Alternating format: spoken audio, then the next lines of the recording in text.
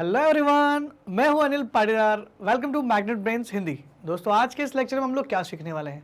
आज के इस लेक्चर में हम लोग बात करने वाले हैं कक्षा 8वीं के सामाजिक विज्ञान के अंतर्गत हमारा जो विषय है दोस्तों, उसका नाम है नागरिक शास्त्र। और नागरिक शास्त्र में हम लोगों ने जो चैप्टर शुरू किया था, जिसका नाम था चैप्टर नंबर 8, उसका नाम क्या था? हाशियाकरण से निपटना। हाशियाकरण से निपटना का मतलब क्या है? अब हाशियाकरण होता क्या है, ये हम लोगों ने बार बार इस पर चर्चा की है। हाशियाकरण का मतलब होता है किसी समुदाय को मुख्य समुदाय से मुख्य तरह से अलग कर दिया गया हो, जिसको हाशिए पर रखा गया, मतलब किनारे पर ढकेल दिया गया हो कुछ वजह से। हमने समझा था पिछले चैप्टर में कि भाई मुस्लिम समुदाय, दलित समुदाय और आदिवासी समुदाय जो हैं उनको कुछ वजह से, इकोनॉमिक कारणों से, सामाजिक कारणों से और आर्थिक कारणों की वजह से उनको थोड़ा सा शैक्षणिक कारणों से उनको अलग रखा गया था और हमने उसको चैप्टर को भली भांति अच्छे से किया था। अब हमारा जो आज हम लोग पढ़ने वाले हैं, आज हम लोग पढ़ने वाले कक्षा 8 का फुल चैप्टर रिवीजन करने वाले हैं। तो कंप्लीट चैप्टर रिवीजन आज हम लोग करेंगे।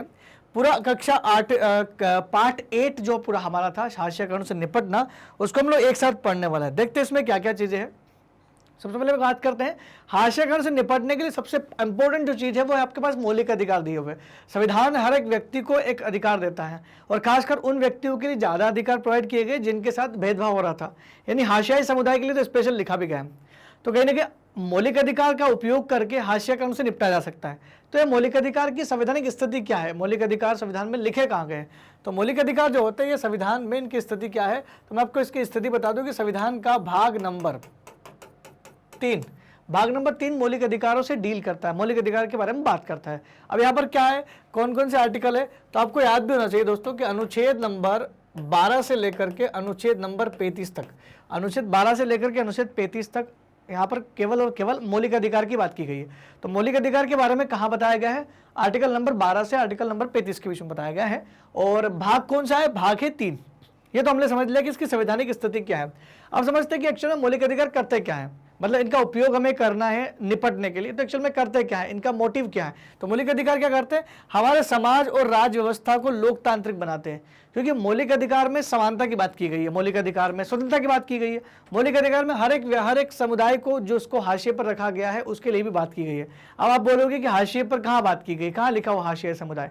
तो हाशियाई शब्द भले ही मौलिक अधिकार में नहीं लिखा गया हो, लेकिन इनडायरेक्टली बात करता। देखिए, मैं आपसे पूछूं कि हाशियाई समुदाय कौन है, तो आप 3 के नाम लोगे।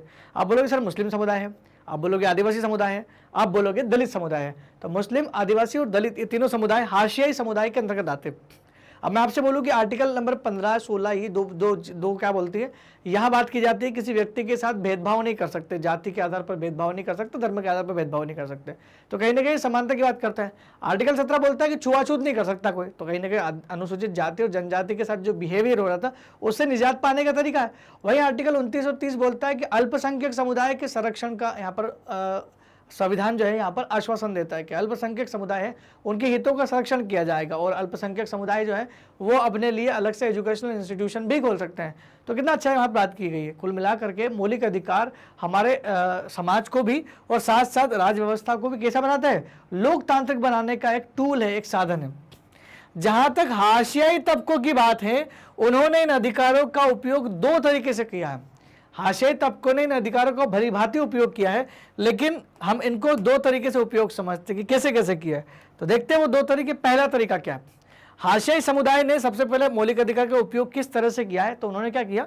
मौलिक अधिकारों पर जोर देकर कि मौलिक अधिकार को फोकस केंद्र में रख करके सरकार को अपने साथ हुए अन्याय पर ध्यान देने पर मजबूर किया।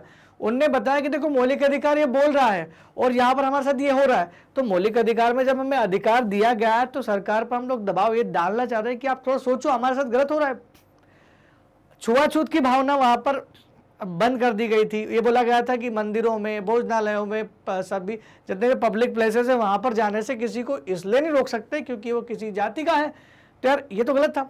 तो वो बोलना चाह रहे कि देखो हमें मंदिरों में प्रवेश नहीं मिल रहा है, हमें कुछ विशेष जगहों पर जाने नहीं दिया जा रहा है, साथ ही साथ ये अस्पृश्यता का जो खेल है ये भी चल रहा है। तो सरकार पर दबाव डाल रही है कि देखो मौलिक अधिकार में हमें इससे सुरक्षा का आश्वासन दिया गया है लेकिन मिल नहीं रही है। तो सरकार पर वो दबाव डाल रहे हैं कि ध्यान दो हमारे ऊपर जो अन्याय हो रहा है उस पर। एक तो ये उन पर ध्यान दिला है। दूसरा जो तरीका वो क्या कर रहे हैं, उन्होंने इस बात के लिए दबाव डाला। अब वो दूसरे तरीके से क्या कर रहे हैं? दबाव डाल रहे हैं कि सरकार इनके लिए कानूनों को लागू करे। जो हमारे साथ अन्याय हो रहा था उसके लिए कानून लागू करे। पहले तो उनको अन्याय की तरफ उन्मुख किया कि अन्याय समझे, सरकार ने देखे कि हाँ वाकई में अन्याय हो रहे, सर्वे करवा लिया और समिति भी गठित कर दी, फिर दबाव डाला कि भाई कानून बनाओ, ऐसे थोड़ी खत्म होगा, संविधान में लिख दिया है तो वो चीज़ क्यों खत्म नहीं हो रही है, तो खत्म करना है तो संविधान के उस प्रावधान को सुनिश्चित करने के लिए आपको कानून बनाने की जरूरत है। तो कहीं ना कहीं जो अनुसूचित जाति और जनजातियां जो है ये इस पर दबाव डाल रही सरकार के ऊपर कि भाई आप ये ऐसा काम करो। तो हाशियाई तबकों ने अपने अधिकारों की मांग के लिए सरकार पर जोर दिया। कुछ साल में उनको क्लियर हो गया था कि भाई संविधान में भले हमको अधिकार दिए, लेकिन जब तक सत्ता जो है वो ऐसे लोगों के हाथ में रहेगी जो अपना काम निकालना जानते, तब तक हमारे लिए ऐसा कुछ नहीं हो सकता।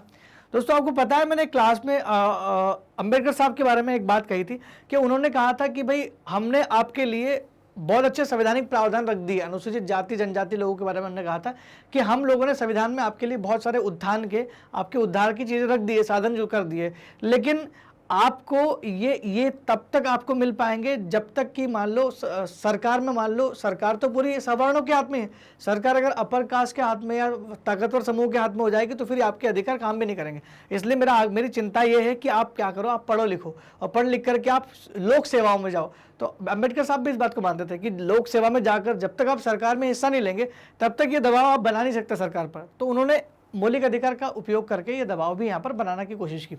अब देखिए हाशियाई तबकों का लगातार संघर्ष चलता रहा कि भाई यार हम तो परेशान हैं, ये देश आज़ाद हो चुका है, अधिकार दे दिए, लेकिन फिर भी ये समस्याएं हैं कि खत्म होने का नाम नहीं ले रही है। तो लगातार हाशियाई तबकों के संघर्ष की वजह से सरकार को मौलिक अधिकार की भावना के अनुरूप फिर कानून बनाने पड़े। सरकार कानून तो बना सकती है, कोई दिक्कत नहीं, लेकिन सरकार कानून तब बना सकती है जब संविधान में उस ऐसे कानून बनाने के लिए कोई प्रावधान हो। क्योंकि सरकार अगर गलत कानून बनाएगी ना तो सुप्रीम कोर्ट, हाई कोर्ट उसको वैसे भी कैंसिल कर देगी। हमने पढ़ा था न्यायपालिका के बारे में। तो यहाँ पर क्या था कि सरकार ने जो कानून बनाए हाशियाई तबकों के लिए, क्योंकि उन्होंने लगातार संघर्ष किए, तो उन संघर्ष के चलते सरकार पर दबाव था और सरकार ने कानून बनाए, लेकिन कानून किसके अनुरूप बनाए, संवैधानिक प्रावधानों के अनुरूप या मौलिक अधिकार के अनुरूप बनाए। तो ऐसे कौन से मौलिक अधिकार है जो सरकार को कानून बनाने पर मजबूर करते हैं? जैसे कानून हमारे देश में चलता है अनुसूचित जाति जनजाति अत्याचार निवारण अधिनियम 1989। ये कानून हमने अच्छे से पढ़ा भी था इस चैप्टर में, मैं दोबारा इसकी बात भी करूंगा इसमें। और इसी चैप्टर में इसी कानून के बारे में पूरी बात की गई है। क्या है कानून का नाम? कानून का नाम है अनुसूचित जाति अनुसूचित जनजाति अत्याचार निवारण अधिनियम 1989। ये इस कानून का नाम है। आगे समझते हैं। अब क्या हुआ कि ये कानून जो बनाया गया ये किसके अनुरूप बनाया गया? संवैधानिक प्रावधानों के अनुरूप बनाया गया, यानी मौलिक अधिकार में ऐसी कुछ बात होगी इस वजह से ऐसा कानून बना गया। तो मौलिक अधिकार ऐसे कौन से जो अनुसूचित जाति जनजाति के भेदभाव से संबंधित बात करते हैं? तो वो 2 आर्टिकल है जहां पर हाशियाई समुदाय जिसको केंद्र में रख के सरकार पर दबाव डाल रहे थे। कौन से आर्टिकल? आर्टिकल नंबर 17 क्या बोलता है? आर्टिकल नंबर 17 बोलता है कि अस्पृश्यता या छुआछूत का उन्मूलन किया जा चुका है। तो आर्टिकल 17 में अस्पृश्यता का उन्मूलन किया गया। तो हाशियाई तबकों के लोग जो है मांग उठा रहे हैं कि जब आर्टिकल 17 बोल रहा है कि अस्पृश्यता का उन्मूलन किया जा चुका है, छुआछूत नहीं है, तो फिर क्यों हो रही है? एक तो ये। दूसरा है कि आर्टिकल 15 भी कहीं न कहीं अस्पृश्यता के खिलाफ ही था। आर्टिकल 15 में क्या लिखा गया? भेदभाव की बात करता है कि कोई भी व्यक्ति किसी व्यक्ति के साथ, नागरिक के साथ धर्म, नस्ल, जाति, लिंग या जन्म स्थान के आधार पर भेदभाव नहीं कर सकता। कोई भी व्यक्ति या राज्य भी नहीं कर सकता। सरकार भी किसी व्यक्ति के साथ जाति के आधार पर, धर्म के आधार पर, लिंग के आधार पर और जन्म स्थान के आधार पर, वर्ण के आधार पर कोई भी भेदभाव नहीं कर सकता। तो अगर ये भेदभाव करेगा तो ये उसके खिलाफ होगा। तो उन्होंने बोला कि भाई हमारे पास आधार भी है, मौलिक अधिकार भी दिए गए हैं, मौलिक अधिकार में हमको अधिकार भी दिए गए, तो ऐसे में अधिकार का उपयोग करके हम लोग कानून बनाने का दबाव तो डाल सकते हैं। तो सरकार ने जो कानून बनाए हैं वो किसके अनुरूप बनाए? मौलिक अधिकार के अनुरूप बनाए। इसलिए बोलते हैं कि मौलिक अधिकारों का जो उपयोग है वो काफ़ी हद तक आपको हाशियाकरण से निपटारा दिला सकता है। इसलिए पहला ही इसका टॉपिक ये था। संवैधानिक प्रावधानों का सहारा लेते हैं कौन? जो अनुसूचित जाति और जनजाति के लोग हैं, दलित लोग हैं और अनुसूचित आदिवासी जो हैं, वो संवैधानिक प्रावधानों का सहारा लेते हैं। कौन से प्रावधान का सहारा लेते हैं? आर्टिकल 15 और आर्टिकल 17 जो अभी मैंने बताया आपको।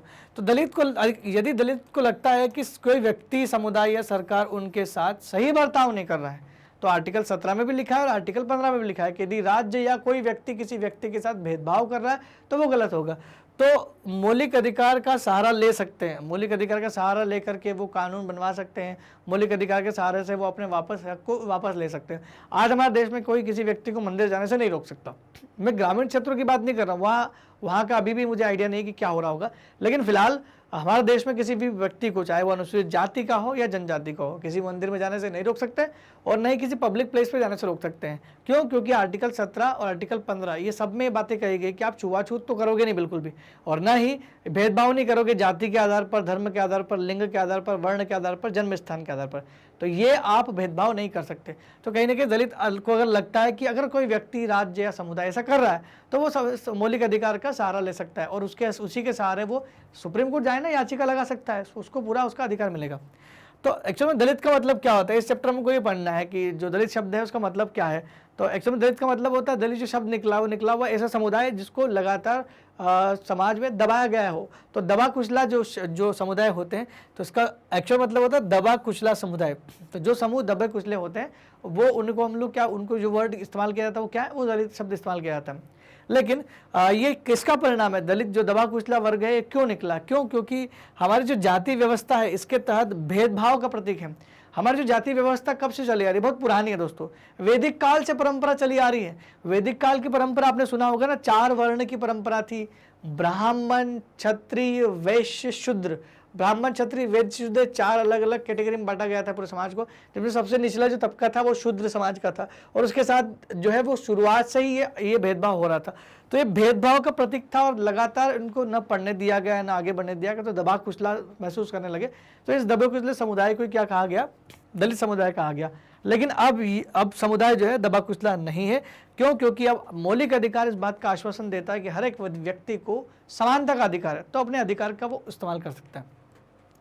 तो खाली क्या दलित और आदिवासी ही लोगों ने मौलिक अधिकार का उपयोग किया? क्या दूसरे हाशियाई समुदाय नहीं है? तो हमारे जो दूसरे आदि हाशियाई समुदाय उसमें कौन आते हैं? उसमें आते हैं अल्पसंख्यक मुस्लिमों के साथ भी जो भेदभाव हो रहा था, उनके रीति रिवाज की वजह से जो भी हो रहा था, हमने प्रीवियस चैप्टर में पढ़ा था इसके बारे में। तो जो मौलिक अधिकार है उसका उपयोग भी अल्पसंख्यक यानी मुस्लिम लोगों ने भी किया। तो कैसे किया? तो मुस्लिम अल्पसंख्यकों ने भी मौलिक अधिकार का सहारा लिया। जैसे मुस्लिम व अन्य अल्पसंख्यक, मुस्लिम के साथ ये गलत हो रहा था, भेदभाव हो रहा था, क्योंकि दूसरे समुदाय के लोग मुस्लिम्स को ऐसा समझ रहे थे कि वो हमसे अलग है, और गेटोआइजेशन हो रहा था, कहीं ना कहीं वो एक रहना शुरू कर दिए थे, डर का भाव पैदा हो रहा था, ये सब कुछ तो था उसमें। अब क्या है? धर्म एवं सांस्कृतिक तथा शैक्षणिक अधिकार पर जोर दिया गया। ये आर्टिकल 29 और 30 है दोस्तों। आर्टिकल 29 और 30 क्या बोलते हैं? आर्टिकल 29 और 30 बोलते हैं कि आर्टिकल 29-30 बोलते हैं सांस्कृतिक एवं शिक्षा का अधिकार, जो कि यहाँ पर है सांस्कृतिक एवं शिक्षा का अधिकार, शैक्षणिक अधिकार। ये किसको दिया गया? ये अल्पसंख्यकों को दिया गया। साथ ही साथ आर्टिकल 25 से लेकर आर्टिकल 28 की बात करूँ ना मैं, तो आर्टिकल 25 से आर्टिकल 28 बात करता है धार्मिक स्वतंत्रता की। तो कहीं ना कहीं मुस्लिम समुदाय में क्या था? मुस्लिम समुदाय को धर्म की आज़ादी को लेकर के बड़ा वो था कि धर्म की आज़ादी चाहिए। तो धार्मिक स्वतंत्रता सबको दी गई है, कोई भी धर्म अपना आडंबर कर सकता है, धर्म को मान सकता है, जो रीति रिवाज उसको कर सकता है, ये सब कुछ इसमें दिया गया है। तो आर्टिकल 25 से आर्टिकल 28 तक भी यहाँ पर उन्होंने सहारा लिया। और सांस्कृतिक और शिक्षा का अधिकार आर्टिकल 29 और आर्टिकल 30 बात करता है। अल्पसंख्यकों के हितों का संरक्षण और अल्पसंख्यक धार्मिक समुदाय को अपने शिक्षण संस्थान खोलने का अधिकार दिया गया, ये आर्टिकल 30 बोलता है। तो कहने का मतलब ये है कि मुस्लिम समुदाय ने कौन से मौलिक अधिकार का सहारा लिया? तो आर्टिकल 25 से लेकर आर्टिकल 30 तक सारे मौलिक अधिकार का यहाँ पर सहारा लिया गया है, जो कि धार्मिक स्वतंत्रता की बात करते हैं और सांस्कृतिक एवं शैक्षणिक अधिकार पर जोर देते हैं। तो ये तो आपने समझ लिया। अब आगे समझते हैं कि संविधान ऐसे समूहों को सांस्कृतिक न्याय देने का प्रयास करता है। तो ये आर्टिकल 29 और 30 क्या है? हर व्यक्ति को, हर समुदाय को अपनी संस्कृति को बचाने का पूरा अधिकार है। तो अपनी संस्कृति को बचाने, अपने धर्म को बचाने का अधिकार ही क्या कहलाता है? सांस्कृतिक न्याय का अधिकार। तो संविधान हर एक समुदाय को, या ऐसे समुदाय जो हाशिए पर है, उनको खासकर अपनी संस्कृति को बचाने का अधिकार देता है। क्यों? क्योंकि क्या होता है, इस देश में अलग अलग धर्म की अलग अलग संस्कृति है, बहुसंख्यक धर्म की अलग संस्कृति है, छोटे धर्म की अलग संस्कृति है, अल्पसंख्यक की अलग संस्कृति है। तो ऐसा ना हो जाए कि बड़े धर्म की वजह से, बड़े किसी समुदाय की वजह से छोटे समुदाय की संस्कृति धूमिल हो जाए या वो कहीं ना कहीं दब जाए। तो सबके संस्कृति को बराबर मान्यता देना है। हर एक व्यक्ति, अगर आप हिंदू हो तो आपको मुस्लिम की संस्कृति भी पता है, त्यौहार के नाम भी पता होगा। अब अगर आप मुस्लिम है तो आपको हिंदू के त्यौहार के नाम के बारे में पता होगा। कहीं ना कहीं कई बार रामायण महाभारत के बहुत सारे पात्रों के नाम भी पता होते हैं दूसरे समुदाय के लोगों को। तो क्या होता है, ये सब मेरा जोला भाव क्यों हो गया? क्यों? क्योंकि यहाँ पर जो संविधान है सांस्कृतिक न्याय देने का प्रयास कर रहा है। कोई भी धर्म बड़ा छोटा नहीं है, सब बराबर है। और बहुसंख्यक समुदाय को अल्प संस्कृति को वर्चस्व से बताना है। मतलब बहुसंख्यक समुदाय की जो संस्कृति है उसका वर्चस्व अल्पसंख्यक समुदाय पर ना पड़े, इससे बचाने के लिए भी मौलिक अधिकार बनाए गए थे। आर्टिकल 29 और आर्टिकल 30 यही तो बात करता है कि खाली अल्पसंख्यक लोगों को ही यहाँ पर अलग से क्या दिया गया, संरक्षण दिया गया, ताकि बहुसंख्यक लोगों की संस्कृति अल्पसंख्यक लोगों की संस्कृति को दबा ना दे। इसी वजह से मौलिक अधिकार का यहाँ पर उपयोग अल्पसंख्यक समुदायों ने भी किया है। तो हमने इसमें क्या पढ़ा? अभी हमने पढ़ा ये कि एक तो अनुसूचित जाति और जनजाति ने मौलिक अधिकार का उपयोग कैसे किया, खासकर दो आर्टिकल 17 और 15। वहीं अल्पसंख्यक समुदाय ने मौलिक अधिकार का उपयोग कैसे किया? आर्टिकल 25, 26, 27, 28 और 29 और 30। तो आर्टिकल 25 से लेकर आर्टिकल 30 तक सारा क्या किया, इसका उपयोग किया। तो यहां तक हमने इस बात को समझा, ठीक है। अब समझते हैं कि हाशियाई तबकों के लिए कानून कैसे बनाए जाते हैं, या हाशियाई तबकों के लिए कानून क्या होते हैं। अगर मैं आपसे पूछूं कि कानून बनाता कौन है, तो आपके दिमाग में एक ही जवाब आएगा कि सर कानून तो सरकार बनाती है। तो देश में सरकार सभी नागरिकों के हितों की रक्षा के लिए कानून बनाती है, और खासकर उन समुदाय के लिए जिनके साथ गलत हो रहा है, और उन समुदाय को हम लोग क्या बोलते हैं, हाशियाई समुदाय। तो हाशियाई समुदाय के लिए तो सरकार डेफिनेटली कानून बनाएगी, और खास तरीके के कानून बनाती है। जैसा कि एग्जाम्पल मैंने आपको दिया था कि अनुसूचित जाति जनजाति अत्याचार निवारण अधिनियम 1989, ST/SC एट्रोसिटी एक्ट के नाम से भी जानते हैं उसको। तो ये अत्याचार निवारण अधिनियम खास तरह का कानून है। लेकिन क्या कभी आपने सोचा है कि कानून कैसे बनते होंगे? तो हम लोग ये भी समझते हैं कि कानून या नीतियाँ कैसे बनती होगी। तो पहले हम लोग इसको क्लियर कर लेते हैं कि हाशियाई तबके के लिए कानून कैसे बनाए जा रहे हैं। तो सरकार नागरिकों की रक्षा के लिए डेफिनेटली कानून बनाती है, और हमारे देश में हाशियाई समूह के लिए तो खास कानून एवं नीतियाँ बनाई गई भी हैं। खास कानून नीतियाँ बनाई गई, कुछ नीतियाँ बनाई गई जैसे कि कम से कम रुपए में भोजन उपलब्ध कराना, मतलब खाने की चीज़ें उपलब्ध कराना, जैसे गेहूँ चावल उपलब्ध कराना, पब्लिक डिस्ट्रीब्यूशन सिस्टम पे, कंट्रोल की दुकान पे कम से कम रुपए में ये देना। ये सब क्या, ये योजना तो है, ये स्कीम्स तो है। तो पॉलिसी ला करके, जैसे आरक्षण पॉलिसी, उससे भी उनके लिए अलग से विशेष कानून बनाया गया। तो यही हमको समझना है। तो नीति और कानून कैसे बनते हैं? नीति और कानून कैसे बनते हैं, आपने प्रीवियस चैप्टर में एक समिति का नाम जरूर पढ़ा होगा। हमने उसके बारे में डिस्कस भी किया था कि जब मुस्लिम समुदाय हाशिए पर जा रहा था, जब ऐसा लग रहा था कि मुस्लिम समुदाय की स्थिति कमजोर हो चुकी है, तो 2005 में सरकार ने एक उच्च स्तरीय समिति का गठन किया था। ये तो हमने पढ़ा था। तो ये उच्च स्तरीय समिति के गठन में क्या हुआ था, इसमें क्या हुआ था, इसका नाम था सच्चर कमेटी, जिसका पूरा नाम था राजेंद्र सच्चर कमेटी। राजेंद्र सच्चर कमेटी का गठन किया गया था, और 2006 में अपनी रिपोर्ट भी पेश कर दी थी। इन्होंने क्या बोला था कि मुस्लिम समुदाय की जो स्थिति है वो अनुसूचित जाति और जनजाति की जैसी बिल्कुल हाशियाई तबका हो चुका है, क्योंकि यहाँ पर इनके साथ भेदभाव भी हुआ है और स्थिति वाकई में अलग भी थी, हमने पढ़ा भी है चैप्टर में। तो नीतियाँ बनती कैसे? तो नीतियाँ बनने के लिए सरकार क्या करेंगी, पॉलिसी या नीतियाँ या कानून बनाने के लिए सरकार सबसे पहले करता है एक कमेटी गठित करता है या सर्वेक्षण करवा सकता है। तो कमेटी क्या करती है, कमेटी थोड़ा सा रिव्यू लेती है, एक्चुअल में ग्राउंड लेवल की सच्चाई को जानने का प्रयास करती है, और देखती है कि क्या वाकई में आंकड़ों के आधार पर क्या वाकई में ऐसा कुछ हो रहा है, क्या वाकई में कानून की मांग जो हो रही है वो जायज़ है कि नहीं है। तो कमेटी हो या सर्वेक्षण, ये जो डेटा बताते हैं, ये कमेटी क्या करती है, अपनी रिकमेंडेशन देती है, अपनी सिफारिश देती है, और सिफारिश में सरकार को बोलती है कि आपको ऐसी नीति या ऐसा कोई कानून बनाने की बहुत ज़रूरत है, तो कानून बनाने की सिफारिश दे देगी। अब सरकार के ऊपर क्या है कि सरकार ऐसे कानून को प्रोत्साहन दे, मतलब बढ़ावा दे या बनाए। सरकार क्या करती है, सरकार उसको संसद के पटल पर रखवाती है। संसद यानी लोकसभा और राज्यसभा, लोकसभा राज्यसभा के हाउस में उसको रखवाती है। लोकसभा में बिल पास हो गया, फिर राज्यसभा में बिल पास हो गया, दोनों में पास होने के बाद जो बिल है वो कहाँ जाता है, वो जाता है आपके राष्ट्रपति जी के पास में। राष्ट्रपति जी उसको साइन करके सहमति दे देते हैं। राष्ट्रपति जी की सहमति के बाद वो बिल लागू हो जाता है और देश में काम करना शुरू कर देता है। हर व्यक्ति पर वो अप्लाई होना चाहिए, क्योंकि हर व्यक्ति को कानून का, हमारे देश में कानून का शासन तो है ना, हर व्यक्ति को कानून का फॉलो तो करना पड़ेगा। इसलिए देश सरकार कानून या नीतियां बना करके हाशियाई तबके, किसी भी तबके के लिए क्या कर सकती है, अलग से विशेष व्यवस्था कर सकती है। जैसे हाशियाई समुदाय के लिए आरक्षण का एक कानून बना के रखा है। हाशियाई समुदाय के जो अनुसूचित जाति जनजाति जो है उनके अत्याचार के लिए अत्याचार निवारण कानून बना के रखा हुआ है। मुस्लिम समुदाय के लिए अलग से वहाँ पर व्यवस्था की गई है आर्टिकल 29 और 30 में। तो कहीं ना कहीं क्या है, सरकार नीतियाँ कैसे बनाती है ये भी हम समझ चुके हैं।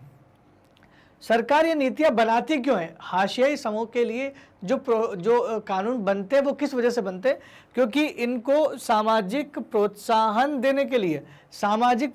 देने के लिए हाशियाई तबकों के लिए कानूनों का निर्माण करती है सरकार। ये हाशियाई प्रोत्साहन है क्या, हाशियाई प्रोत्साहन का मतलब सामाजिक प्रोत्साहन है क्या, तो हाशियाई समुदाय को सामाजिक प्रोत्साहन का मतलब होता है कि समाज में जो स्थिति बिगड़ी हुई है, समाज में स्थिति जो डाउन हो रही है, उस स्थिति को किसी भी तरीके से, किसी भी साधन से ऊपर लाना और समाज के दूसरे तबके के बराबर ले आना। तो इक्वलिटी लाने का एक तरीका है, यानी समानता लाने का एक तरीका है। तो सामाजिक रूप से प्रोत्साहन देना मतलब उस समाज को ऊपर उठाना, समाज में उसका स्टेटस बढ़ाना, ताकि वो सबके साथ मिलजुल कर काम कर सके। समाज में जो ऊंच नीच की भावना है उसको खत्म करना सामाजिक प्रोत्साहन कहलाता है। तो हाशिया समुदाय के लिए सामाजिक प्रोत्साहन को बढ़ावा देने के लिए इसे कानून सरकार बनाती है। राज्यों व केंद्र द्वारा, अब ऐसा नहीं कि खाली केंद्र सरकार बनाती है, ये दोनों की ड्यूटी है। राज्य सरकार भी बनाती है अपने राज्य में, और केंद्र सरकार तो पूरे देश के लेवल पर, पैन इंडिया लेवल पर बनाती ही है। तो राज्य व केंद्र द्वारा जनजाति व दलित आबादी वाले इलाकों में विशेष प्रकार की योजनाएं लागू की गई हैं। खास करके किस चीज को लेकर प्रमोट करना है? सामाजिक प्रोत्साहन को बढ़ावा देने के लिए राज्य सरकार ने भी यहाँ पर कोई कमी नहीं छोड़ी, और केंद्र सरकार ने भी बहुत सारी योजनाएं यहाँ पर चला दी गई है। तो जैसे मनरेगा योजना चल रही है, तो उसमें केंद्र का भी हिस्सा है, राज्य का भी हिस्सा है। रोजगार देने की एक योजना होती है दोस्तों, मनरेगा, Mahatma Gandhi national rural employment guarantee act है, जो कि गारंटी देता है 100 दिन के रोजगार की। जैसे दलित आदिवासी छात्रों के लिए मुफ्त छात्रावास की व्यवस्था। जैसे मान लो कि दलित आदिवासी व्यक्ति है, जो आदिवासी का बच्चा है, जो शहरों में पढ़ना चाह रहा है, लेकिन आर्थिक स्थिति कमजोर होने की वजह से शहरों में पढ़ा नहीं सकता। क्यों? क्योंकि फीस तो चलो स्कूलों में तो मुफ्त मिल जाता है कि भाई इफ्तुल में तो यहाँ पर फीस नहीं लगनी है, क्योंकि आरक्षण की वजह से स्कूलों में फ्री ऑफ कॉस्ट है। सरकारी स्कूल में तो वैसे भी फीस सरकार लेती नहीं है। लेकिन दिक्कत क्या है, शहरों में अगर पढ़ाने भेज रहे हो तो दूसरा खर्चा है ना, रहने का खर्चा, रेंट देना है, बाकी खर्चा भी होता है। तो कहने की सरकार करती है कि व्यवस्था कर देती है कि अनुसूचित जाति और जनजाति के जो बच्चे बाहर पढ़ने जा रहे हैं, उन लोगों के लिए क्या कर सकती है? छात्रावास की व्यवस्था कर सकती है। आप छात्रावास की व्यवस्था में क्या कर सकते हैं? फ्री ऑफ कॉस्ट वहाँ पर एक तो आपको रहने को लिए दिया जा रहा है, साथ ही साथ खाने की व्यवस्था भी की जा रही है। तो इससे क्या होता है? प्रमोशन मिलता है, सोशल प्रमोशन मिलता है कि भाई एजुकेशन तो लो, एजुकेशन लेने के बाद आप अपने आप समझ जाएंगे कि आगे करना क्या है। इसी वजह से भारत में बहुत सारे अनुसूचित जाति और जनजाति के लोग धीरे धीरे क्या है, अपनी स्थिति से ऊपर उठ के आए हैं और लगातार लोक सेवाओं में आ भी रहे हैं। तो इसका संख्या बढ़ रही है। तो आरक्षण की व्यवस्था की गई है सरकार के द्वारा। किस चीज में आरक्षण दिया जाता है? शिक्षा में भी दिया जाता है और नौकरियों में। तो शिक्षा और नौकरियों में आरक्षण की व्यवस्था भी सरकार के द्वारा की गई है। तो कहीं ना कहीं राज्य सरकार और केंद्र सरकार दोनों हाशियाई तबकों के लिए क्या बनाती है? कानून बनाती है। किस चीज को प्रमोट करने के लिए? सामाजिक प्रोत्साहन को बढ़ावा देने के लिए, सोशल प्रमोशन देने के लिए। तो कहीं ना कहीं ये हाशियाई तबकों के लिए बहुत अच्छा है। अभी हमने बात की आरक्षण, हमने बात की राज्य सरकार या केंद्र सरकार आरक्षण की व्यवस्था करती है। राज्य सरकार अलग से कर सकती है, केंद्र सरकार तो करती ही है। तो आरक्षण की व्यवस्था एक्चुअली है क्या? आरक्षण की नीति काम कैसे करती है? ये रिजर्वेशन पॉलिसीज हैं क्या आखिरकार? हाउ रिजर्वेशन पॉलिसी वर्क, ये पढ़ने की कोशिश करते हैं। होता क्या सबसे पहले कि देश भर की सभी राज्य सरकारों के पास अनुसूचित जातियों यानी दलित और अनुसूचित जनजातियों यानी आदिवासी समुदाय और पिछड़ी और अति पिछड़ी जातियों की सूची होती है, क्योंकि वो जनगणना करवाते हैं। भाई हर 10 साल में पॉपुलेशन सेंसस होता है, सरकार के पास में आंकड़ा तो है कि कितनी जनसंख्या देश भर में जनरल कैटेगरी में आती है, कितनी जनसंख्या वो ओबीसी कोटे में आती है, और कितनी जनसंख्या वो अनुसूचित जाति और जनजाति में आती है। तो इनके पास पूरा डेटा रहता है सरकार के पास में। तो हर सरकार के पास में, सभी राज्य सरकार के पास में लिस्ट होती है अपने अपने राज्य में कितनी जनसंख्या है। आप चाहे तो पॉपुलेशन सेंसस में जाके देख भी सकते हैं कि किस राज्य में कितनी है, आपको मिल जाएगी। तो ये तो डेटा होता है। विद्यार्थियों को शैक्षणिक संस्थानों में दाखिले के लिए या जो उम्मीदवार सरकारी नौकरी के लिए आवेदन देते हैं, जो विद्यार्थी सरकारी जो कॉलेज है उसमें दाखिला चाहता है, या जो विद्यार्थी या जो उम्मीदवार किसी सरकारी नौकरी के लिए पार्टिसिपेट करता है, एग्जाम देता है, तो उसके लिए आवेदन देते हैं। आवेदन जब भी देते हैं तो उन्हें प्रमाण पत्र के रूप में अपनी जाति, अनुसूचित जाति या अनुसूचित जनजाति का सबूत देना पड़ेगा। अगर ओबीसी के तो ओबीसी का भी सर्टिफिकेट देना पड़ेगा, क्योंकि फिर आपका जो लिस्ट निकलेगी, जब रिजल्ट आता है तो वो कोटे में ऐसे ही आएगा। तो ऐसे ही बोल देने से कि भाई मैं इस कैटेगरी से हूँ, तो कैसे मान लेगा? सर, जो आयोग होता है, जो कमीशन आपकी एग्जाम लेता है, जो कॉलेज आपको एडमिशन देता है, उसको रिटर्न फॉर्मेट में चाहिए कि हाँ भाई आप इससे हो, और ऑथोराइज आपके पास में प्रमाण पत्र है जो प्रूफ करता है कि आप अनुसूचित जाति और जनजाति के हो। अगर आप अनुसूचित जाति जनजाति के हैं, उसके बाद भी आपके पास प्रमाण पत्र नहीं है, तो फिर आप आरक्षण नहीं ले पाओगे, क्योंकि आरक्षण का फायदा लेने के लिए आपके पास डॉक्यूमेंट होना चाहिए प्रॉपर, जो प्रूफ करे कि आप इस समुदाय से बिलोंग करते हो।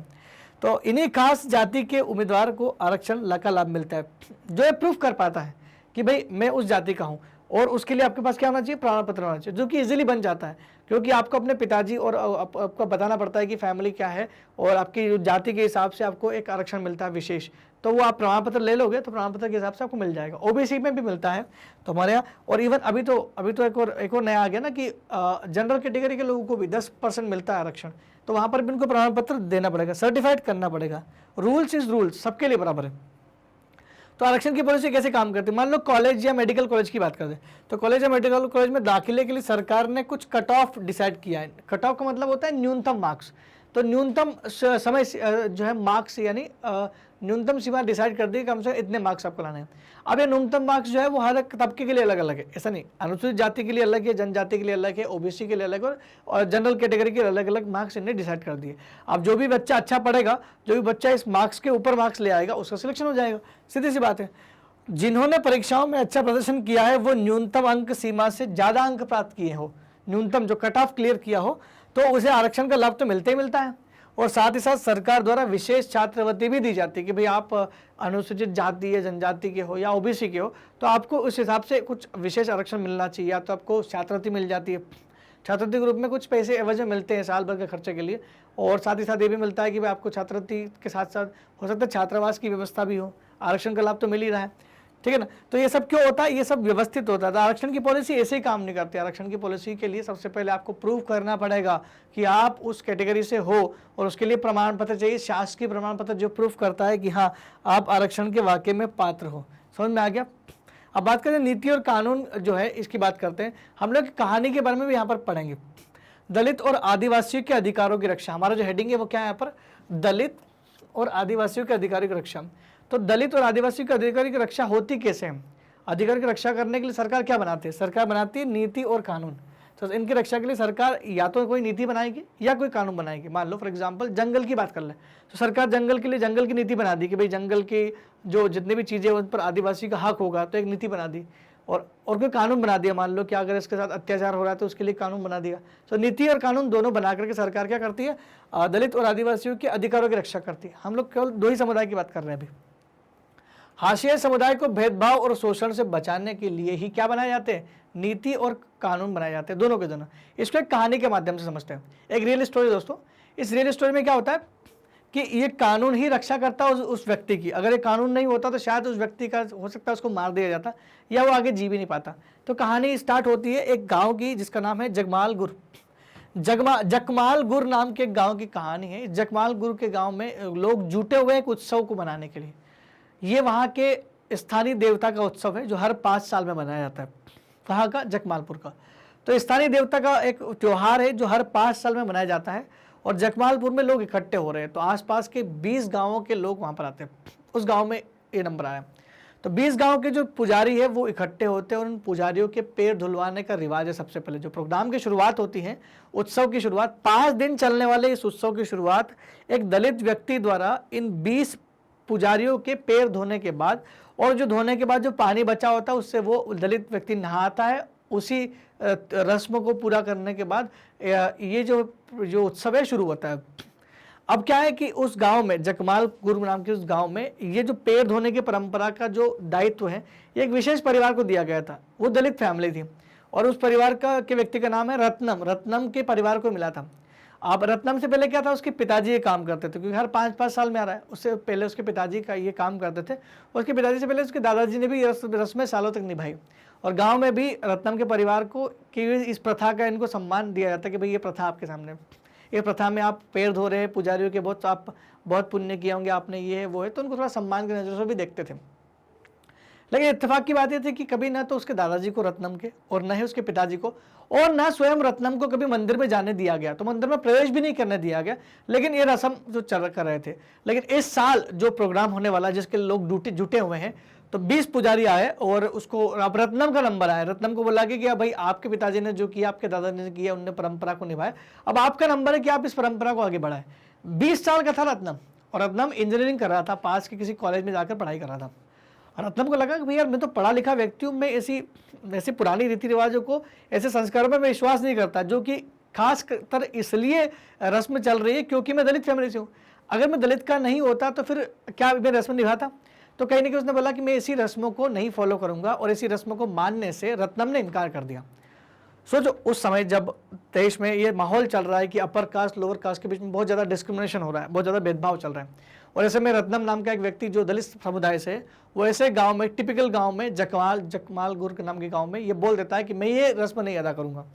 तो अपर कास्ट के लोगों को तो बहुत गुस्सा आएगा ना, अपर कास्ट के लोग बहुत नाराज हो गए, साथ ही साथ अपर कास्ट के लोग तो नाराज हुए, और रत्नम के जो समाज के दलित समुदाय के लोग थे वो भी रत्नम से नाराज हो गए। भाई हम तो सालों से देख रहे हैं, सब कर ही रहे, आपके पिताजी ने किया था, क्यों नहीं किया आपने इन लोगों को नाराज कर दिया। क्योंकि क्या था कि जो इनके समुदाय के लोग थे, दलित समुदाय के, रत्नम के समुदाय के लोग थे, उनको डर ये था कि भाई हम तो मजदूरी करते हैं, और मजदूरी कहाँ करते हैं, इन्हीं सवर्ण के खेतों में करते हैं, इन्हीं ऊपरी जातियों के खेतों में करते हैं। अगर ये गुस्सा हो गए आपके इस नाराजगी से, आपने जो मना किया रस्म को अदा करने से, ये लोग गुस्सा हो गए तो हम लोग कहाँ जाएंगे, हमारे पास तो रोजगार भी नहीं होगा। तो रत्नम के समुदाय वाले लोगों ने भी रत्नम का घोर विरोध किया। अब रत्नम को लगा कि मैं तो अकेला रह गया हूँ, ना तो मेरे समुदाय के लोग मेरा साथ दे रहे और नहीं अपर कास्ट के लोग तो वैसे ही गुस्सा है। तो और वैसे भी ये एक धारणा फैली जा रही थी कि भाई जो अगर रस्म नहीं निभाएगा तो पाप लगेगा, देवताओं का पाप लगेगा। तो रत्नम उनको समझा रहा अपने समुदाय वालों को कि भाई जब हमें मंदिर में प्रवेश ही नहीं करने दिया, जब देवता ने हमें देखा ही नहीं, तो हमारे ऊपर पाप क्यों चढ़ेगा, वो तो आपके ऊपर चढ़ना चाहिए, क्योंकि आप जाते लगा था उनके पास में, हमें तो उनके तक जाने का मौका भी नहीं मिला। तो रत्नम ने ऐसा बोल करके बात को वहीं दबा दिया। लेकिन बात इतनी बढ़ गई कि अपर कास्ट के लोगों ने एक मुहिम जारी कर दी कि भाई एक सूचना जारी कर दी कि कोई भी व्यक्ति, चाहे किसी समुदाय का हो, इसके भी समुदाय का हो, वो भी रत्नम की हेल्प नहीं करेगा किसी तरह से, उसका बहिष्कार करना पड़ेगा। ये व्यक्ति हमारे गाँव को बिगाड़ रहा है, पढ़ लिख गया तो इसका दिमाग खराब हो गया, बिगड़ गया और लोगों को बिगाड़ेगा। तो रत्नम के साथ बुरा बर्ताव होने लगा। अचानक एक रात को क्या हुआ कि रत्नम सो रहा होगा झोपड़ी में, उसकी झोपड़ी में अचानक से लोग आए, और वो सवर्ण अपर कास्ट के जो लोग हैं, दबंगे लोग, उनने कहा करके उनके बस्ती को जला दिया, यानी उसके झुग्गी को जला दिया। बड़े मुश्किल से अपनी माँ को वहाँ से निकाल करके ले गया और उसने जान बचाई, और सीधा जाकर के उन्होंने एक कानून देश में चल रहा था जिसका नाम था अनुसूचित जाति जनजाति अत्याचार निवारण अधिनियम। अगर अनुसूचित जाति और जनजाति के खिलाफ कोई अत्याचार हो रहा है तो उसके निवारण के लिए 1989 में कानून बनाया गया था, वो जो कि बहुत सख्तता से लागू किया गया था। रत्नम चूंकि पढ़ा लिखा था तो उसको पता था ना इस कानून के बारे में, तो उसने उस कानून में शिकायत दर्ज की। शिकायत दर्ज करने के बाद पुलिस इन्वेस्टिगेशन शुरू हुई। कहीं ना कहीं मीडिया और समाचार पत्रों ने रत्नम का काफ़ी साथ दिया, और ये लोग गाँव में आए। गांव में आकर के उस बात को उसकी तहकीकात तफ्तीश करने लगे, जानकारी निकालने लगे, मामले की पूरी जांच की गई। लेकिन अब भी रत्नम का समुदाय उसके साथ नहीं आया था। दोस्तों यही सबसे बड़ी समस्या थी कि कोई व्यक्ति हाशियाई समुदाय का और एक व्यक्ति विद्रोह की आवाज़ उठा रहा है तो बाकी लोग उसका साथ देना चाहिए, ये नहीं हो रहा है, ये साथ नहीं दिया, इसलिए रत्नम अकेला पड़ गया था। अब यह हुआ कि रत्नम केस जीत गया और बाद में बोला गया कि इसी दकियानूसी जो पुरानी तरीके की जो प्रथा है, ऐसी रस्मों को बंद कर देना चाहिए। फाइनली ये हुआ कि रत्नम को मिला न्याय और उस पुरानी परंपरा को, रस्मों को बंद कर दिया। अब रत्नम को किसी के पैर धोने की जरूरत नहीं है। लेकिन एक बुरा कहानी का बुरा पहलू है कि रत्नम को मजबूरी में आखिर में क्या हुआ, अब पुलिस तो चली गई, सब कुछ, सरकार बार बार तो आपके साथ नहीं रह सकती, लेकिन उनके साथ व्यवहार बुरा हो ही रहा था लगातार। तो फिर अंत में उनको गांव छोड़ना पड़ा, क्योंकि उनको डर था कि ये गांव वाले मार ना दे, क्योंकि मेरा साथ तो मेरा समुदाय भी नहीं दे रहा है। तो अंत में भले ही जीत हुई है रत्नम की, क्योंकि रस्मों को बंद कर दिया गया, लेकिन फाइनली रत्नम को अपनी आजीविका को छोड़ करके उस गांव को छोड़ना पड़ा जो अपना पुश्तैनी गांव था, सालों से वहीं थे, अपनी माँ के साथ गांव को छोड़ के चले गए। तो ये कहानी है एक दलित फैमिली की जिसने बहुत कुछ सहा है। तो हाशियाई समुदाय के साथ भेदभाव और शोषण को बचाने के लिए ही कानून बनाए गए, और यहाँ पर एक कानून ने बड़ा साथ दिया रत्नम का, जिससे रत्नम को काफ़ी कुछ यहाँ पर हेल्प मिली। तो जगमालपुर की कहानी जो है बड़ी रियल स्टोरी है, तो इसको आप पढ़ सकते हैं। पूरा समझ में आ गया होगा आपको कि हर 5 साल में एक बार स्थानीय देवता की पूजा की जाती थी। 20 गांवों के पुजारी इकट्ठा होते थे और कार्यक्रम की शुरुआत दलित व्यक्ति द्वारा पुजारी के पैर धोकर होती थी। ये कहानी थी वो। उसमें क्या था, जगपालपुर गांव में एक रत्नम का परिवार ये जो काम जो था, ये जो पैर धोने का काम, ये कौन करता था, रत्नम का परिवार करता था। हालांकि उन्हें कभी मंदिर में प्रवेश नहीं दिया गया। इस बार बारी किसकी थी, रत्नम की थी। 20 वर्षीय रत्नम ने रस्म निभाने से मना कर दिया, जिससे ताकतवर जातियाँ और उसके समुदाय के लोग भी खफा हो गए, और कुछ दिनों बाद उसकी झोपड़ी में आग लगाई गई, जिसके कारण वो वहाँ से निकला। और निकल के उसने क्या किया, उसने इस अत्याचार और बहिष्कार के खिलाफ क्या किया, अनुसूचित जाति जनजाति अत्याचार निवारण अधिनियम 1989 के तहत शिकायत दर्ज करवा दी। और इस शिकायत में अंततः क्या हुआ, विवादास्पद रस्म, जो विवाद वाली रस्म थी, इसको खत्म किया गया, समाप्त किया गया, लेकिन परिवार को गांव छोड़ना पड़ा मजबूरी में। तो ये अंत तो इसका सही नहीं था। कहीं ना कहीं विवादास्पद रस्म भले ही खत्म होगी, लेकिन जो जो भाई रत्नम था उसको घर नहीं छोड़ना था, या सरकार को उसके लिए कुछ करना चाहिए था। अब बात करते हैं उस कानून की जिसने रत्नम को बचाया।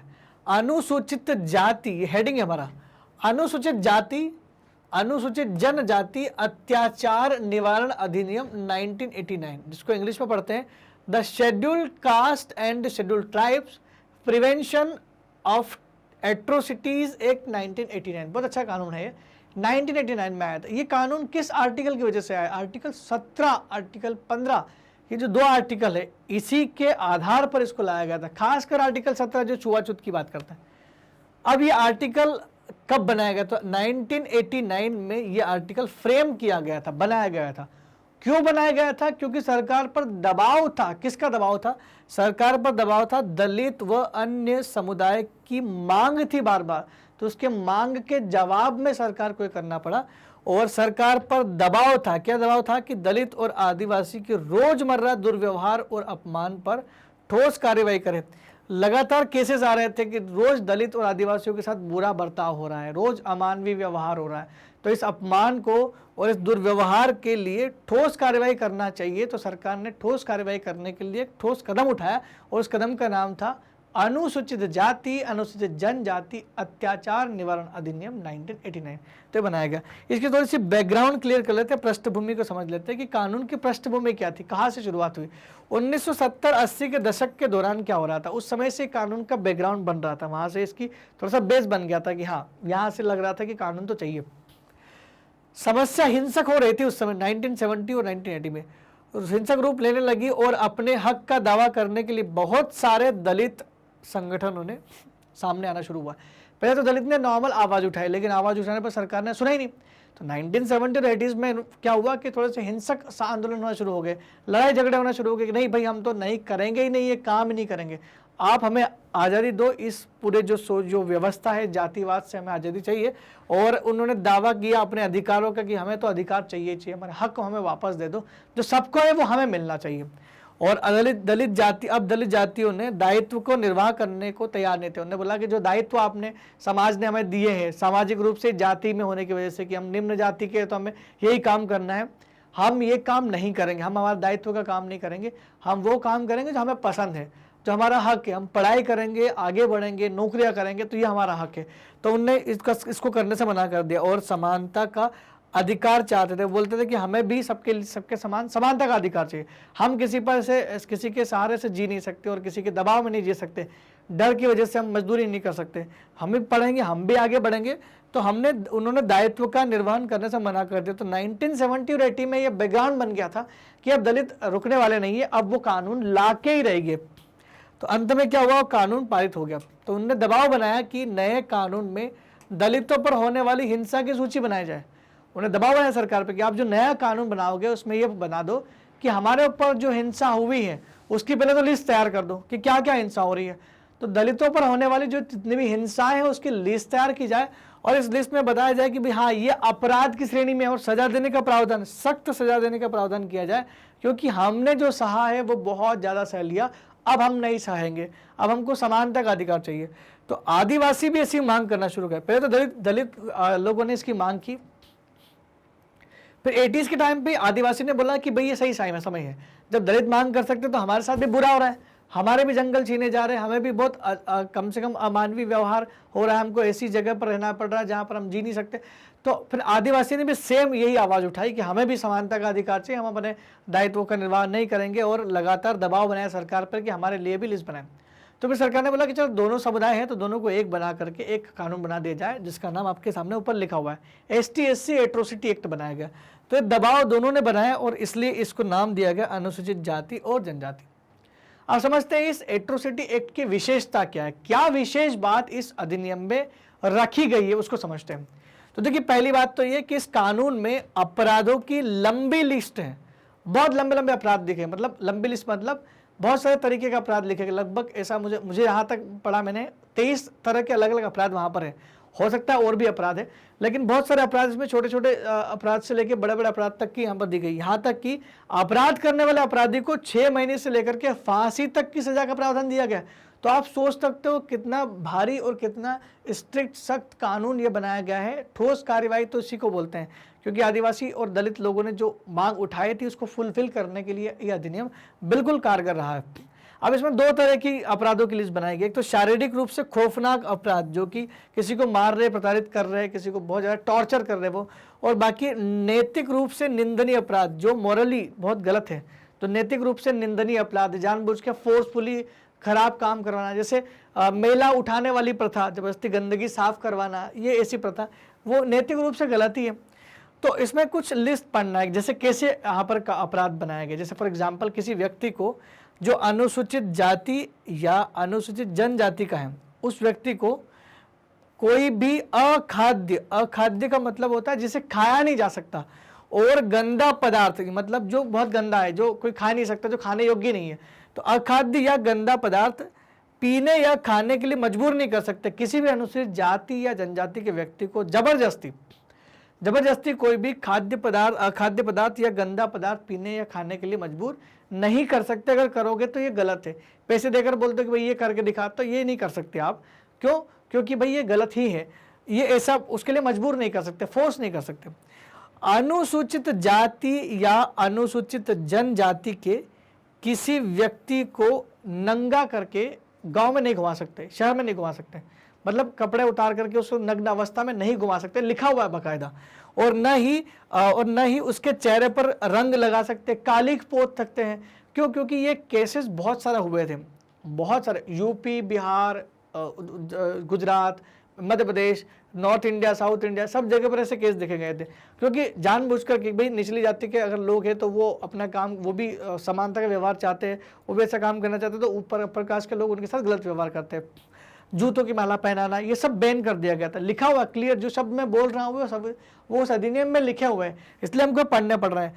तो अब या कोई ऐसा कृत्य करते हैं जो मानवीय प्रतिष्ठा के अनुरूप नहीं है, मतलब ऐसा कोई काम जो ह्यूमैनिटी को भी चैलेंज करता है कि कैसे इनको जो है मानव जैसा व्यवहार नहीं कर रहे हो, दुर्व्यवहार कर रहे हो। तो ऐसा कोई भी व्यवहार जो इस तरीके का होगा वो आप करोगे या कोई समाज करेगा तो उसको क्या बोला जाएगा? वो अपराध की श्रेणी में आएगा। तो हमने समझा कि इस कानून की विशेषता क्या है कि ऐसे लोगों को सजा देना जो अनुसूचित जाति और जनजाति के लोगों के साथ ऐसा कर रहे हैं। और वो कौन लोग हो सकते हैं? इसमें लिखा भी है, केवल गैर अनुसूचित जाति और जनजाति के लोग ऐसा करेंगे तो उन पर लागू होगा। ये अधिनियम केवल किस पर लागू होता है? उन लोगों को सजा देने का प्रावधान यहाँ रखा गया जो अनुसूचित जाति और जनजाति के नहीं है, उन्हीं लोगों के लिए ही है। आगे बढ़ते हैं। कुछ ऐसे कृत्य की सूची भी है इसमें जो दलित व आदिवासियों को जिससे वंचित किया गया, मतलब जहाँ दलित और आदिवासियों को किसी चीज से वंचित किया गया तो ये उसको वो हक भी दिलाती है। कैसे? जैसे फॉर एग्जाम्पल यदि आदिवासियों से गुलामों की तरह काम करवाया जा रहा है तो वो उससे उसको छूट दिलवा सकता है। आप किसी भी आदिवासी या किसी से भी गुलाम की तरह काम नहीं करवा सकते कि भाई पीढ़ी दर पीढ़ी बंधुआ मजदूर की तरह काम करवा रहे हो, वो तो बैन है। यदि कोई अनुसूचित जाति या जनजाति के नाम आवंटित की गई स्वामित्व वाली कोई जमीन पर कब्जा करता है या खेती करता है या उसे अपने नाम करवा लेता है तो कहीं ना कहीं उसको सजा का प्रावधान रखा गया। क्यों? क्योंकि अनुसूचित जाति और जनजाति के लिए जो जमीनें होती है वो उनके नाम पर होती है, वो केवल अनुसूचित जाति और जनजाति के नाम भी हो सकती है, वो किसी गैर आदिवासी के नाम पर नहीं हो सकती। तो उनके नाम पर आवंटित जमीन पर कोई जबरदस्ती कब्जा करता है तो उसे सजा दी जाएगी। क्यों? क्योंकि उनकी संपत्ति का अधिकार है। ठीक है। इसी में इस कानून में दलित महिलाओं के बारे में बहुत कुछ बताया गया। इस कानून में दलित महिलाओं के बारे में क्या बताया गया? दलित और आदिवासी महिलाओं की सुरक्षा की बात की गई है। यदि अनुसूचित जाति या अनुसूचित जनजाति की किसी महिला को अपमानित करने के लिए, विशेषकर अपमानित करने के लिए उस पर हमला करते हैं या उसके साथ जोर जबरदस्ती करते हैं, तब ऐसे लोगों को दंडित करने की व्यवस्था, यानी किसी भी महिला को अपमानित नहीं कर सकते, उसकी लज्जा भंग नहीं कर सकते, उसको अपशब्द नहीं बोल सकते, वो भी खासकर इस वजह से क्योंकि वो अनुसूचित जाति और जनजाति की। तो महिलाओं को हमला नहीं कर सकते, जोर जबरदस्ती नहीं कर सकते। अगर ऐसा करते हैं तो उस व्यक्ति के खिलाफ भी क्या किया जाएगा? चार्जशीट फाइल की जाएगी और इस अधिनियम के अनुसार उस व्यक्ति को भी सजा का पात्र समझा जाएगा। तो यहाँ पर हमने आदिवासी और अनुसूचित जाति के ऊपर हुए अत्याचार से संबंधित बात की, महिलाओं से लेकर यहाँ अत्याचार से संबंधित बात की। तो यही विशेषता है इस अनुसूचित जाति जनजाति अत्याचार निवारण अधिनियम 1989 की। तो ये तो हमने बहुत छोटा सा पार्ट पढ़ा, बहुत बड़ा अधिनियम है, लेकिन हमारे एनसीईआरटी में इसका छोटा सा पार्ट टच किया गया कि इसमें लगभग ऐसी बातें लिखी गई, और भी बातें लिखी गई हैं जिसकी हमें यहाँ पढ़ने की जरूरत नहीं है, लेकिन फिलहाल हमने वो चीज़ पढ़ ली है जो एनसीईआरटी में प्रॉपर लिखी गई है। ठीक है दोस्तों, अब हम लोग बात करेंगे एक ऐसी प्रथा के बारे में जिसे कहा जाता है हाथ से मेला उठाने वाली प्रथा। तो हाथ से मेला ढोने वाली प्रथा का थोड़ा सा एनालिसिस करेंगे। हमारा जो हेडिंग का नाम यहाँ पर क्या है, हाथ से मेला उठाने का कलंक। इसे कलंक बोला गया है क्योंकि कुछ विशेष समुदाय को ये हाथ से मेला उठाने का काम सौंपा गया था, जो कि बहुत ही सही नहीं था, बहुत खराब एक काम होता था, पुरानी हमारा कल्चर चल रहा था। तो उसकी हम लोग थोड़ा सा एनालिसिस करेंगे। पहले ये समझेंगे कि ये हाथ से मेला उठाना होता क्या एक्चुअल में, इसका मतलब क्या होता है। इसका मतलब होता है पशुओं और इंसानों के जो मल मूत्र होता है, पशु और इंसानों का जो मल मूत्र होता है उसको ठिकाने लगाना। ठिकाने लगाना मतलब उसको वहां से साफ करके कहीं और ले जाना। सूखे शौचालय से गंदगी उठाकर दूर स्थान पर फेंकना। दोस्तों सूखे शौचालय जो होते थे वहां पर ये सी व्यवस्था नहीं होती थी, जो आज के शौचालय वैसे नहीं, सूखे शौचालय होते थे। तो वहां पर जो गंदगी पर होती थी उसको क्या कुछ समुदाय को बोला कि आप यहाँ से उठाओ इसको बाहर फेंक दो। तो दोस्तों ऐसा बहुत घिनौना एक तरीके से लगता है कि बहुत ज़्यादा ही एक ऐसा है कि जिसको काम करने से लगता है कि अमानवीय काम है जो नहीं होना चाहिए। और आमतौर पर ये काम कौन करते थे, दलित महिलाएं और दलित जो लड़कियां होती थी उनके हिस्से में काम आता था कि उनको करना पड़ता था। इच्छा नहीं होती थी, जबरदस्ती फोर्सफुली करवाया जाता था, क्योंकि पीढ़ी दर पीढ़ी ये काम चलता रहता था, क्योंकि पीढ़ियों से यही काम करना पड़ रहा है तो आपको भी करना पड़ेगा, क्योंकि चूंकि आपका जन्म उस समुदाय में हुआ है तो आपको करना पड़ेगा। तो ये कौन सा न्याय है, ये तो गलत है। लेकिन हमको समझना है कि एक्चुअली में प्रथा क्या है। पूरे देश में लगभग 1 लाख लोग ये काम करते हैं। मेला ढोने वाली जो प्रथा है ये 1 लाख लोग अभी काम कर रहे हैं इस देश में, लेकिन कहीं ना कहीं इसके खिलाफ आवाज़ जरूर उठाई गई है। तो एक्चुअल में हम समझते हैं कि मेला ढोने की प्रथा जो है गलत क्यों है। क्यों? क्योंकि इससे बहुत सारी समस्या है, मेला ढोने वाले व्यक्तियों को समस्या है। क्या समस्या है? एक तो वो लोग अमानवीय स्थिति में काम करते। अमानवीय स्थिति मतलब क्या होता है? मतलब ऐसी जिसमें लोग उसको मानव की नज़र से ही नहीं देखते हैं, मतलब घृणा की नज़र से देखते हैं, दूर रहते हैं। और अगर जो लोग मेला ढोने का काम कर रहे हैं उनके प्रति हमारी सोच भी सही नहीं है। हमारी से मतलब है दूसरे समुदाय जो उनके साथ गलत व्यवहार कर रहे थे, दूर रहना, छुआछूत अस्पृश्यता के व्यवहार करना और विशेषकर उस जातिवाचक शब्द से बुलाना, ये सब चीज़ें हैं। दोस्तों गांधी जी का जीवन परिचय पढ़ना आप। गांधी जी के जीवन परिचय में भी उनके बचपन में एक ऐसा वाक़या आता है जहाँ पर मेला उठाने वाले ऐसी व्यक्ति से उनकी मुलाकात होती है। तो बचपन में वो उन चीज़ को नहीं जानते थे, लेकिन जब वो उनको हाथ लगा देते थे, छू लेते थे गलती से, तो उनकी जो मदर है जो वो उनको डांटती काफ़ी कि यार ये गलत है, तुमको ये नहीं करना चाहिए, दूर रहना चाहिए। स्पष्टता की भावना की वहाँ पर बात होती है। तो गांधी जी वहाँ पर बहुत दुखी हुए कि यार ऐसा क्यों होता है कि इंसान को इंसान से दूर रखा जाए, या इंसानों के इंसान से घृणा क्यों करना। शायद वहीं बचपन से गांधी जी के मन में हरिजन जो दलित व्यक्ति उनके प्रति जो है थोड़ा जो है उनके प्रति उनका ज़्यादा ही रुझान था। इस वजह से आखिर तक उन्होंने हरिजन आदिवासी जो लोग थे उनके लिए काफ़ी ज़्यादा उन्होंने काम भी किया और उनके उत्थान की बात भी करते थे। तो यहाँ समस्या क्या हो रही है कि एक तो अमानवीय स्थिति में काम कर रहे हैं, दूसरा स्वास्थ्य पर बड़ा प्रभाव पड़ रहा है। तो स्वास्थ्य को गंभीर खतरा बना रहता है। क्यों? क्योंकि लगातार वो गंदगी साफ कर रहे हैं, मल के संपर्क में, तो वहाँ से बैक्टीरिया आते हैं और कहीं ना कहीं शरीर श्वास के थ्रू अंदर जाते हैं, तो श्वास संबंधी समस्या हो सकती है। तो श्वास जो नलिका है उसमें संबंध हो सकती है, साथ ही साथ त्वचा संबंधी समस्या हो सकती है, आंखों संबंधी समस्या हो सकती है, पाचन तंत्र संबंधी समस्या भी हो सकती है। दोस्तों तो सोच सकते हैं आप कि उनकी समस्या कितनी बड़ी है। तो जैसे आंखों, त्वचा, श्वसन तंत्र, पाचन तंत्र सब समस्याग्रस्त हो सकते हैं। और इस काम के लिए उनको बहुत कम वेतन भी दिया जाता था। नगर पालिकाओं की बात करें ना हम लोग तो 200 रुपये पर डे रहती हैं। वहीं और जगह की बात करें ग्रामीण क्षेत्रों में तो इस काम के लिए बहुत ही कम न्यूनतम वेज दिया जाता है, 100 रुपये भी नहीं दिया जाता। तो ये बहुत कम है दोस्तों। कुछ जगह तो खाली 2 वक्त की रोटी दे दे, इतने में काम हो जाता है। तो ये किस तरह का काम है जिसमें व्यक्तियों को एक तो वेतन भी कम दिया जा रहा है, सांस संबंधी बीमारियां भी हो रही हैं, स्वास्थ्य संबंधी बीमारियां भी हो रही है, और एक अमानवीय स्थिति में वो काम कर रहे थे। तो इस सभी समस्याओं से निजात पाने के लिए ही इस प्रथा को खत्म करने का बिल्कुल ज़रूरत थी, आवश्यकता थी। 1993 में इस प्रथा को खत्म किया गया।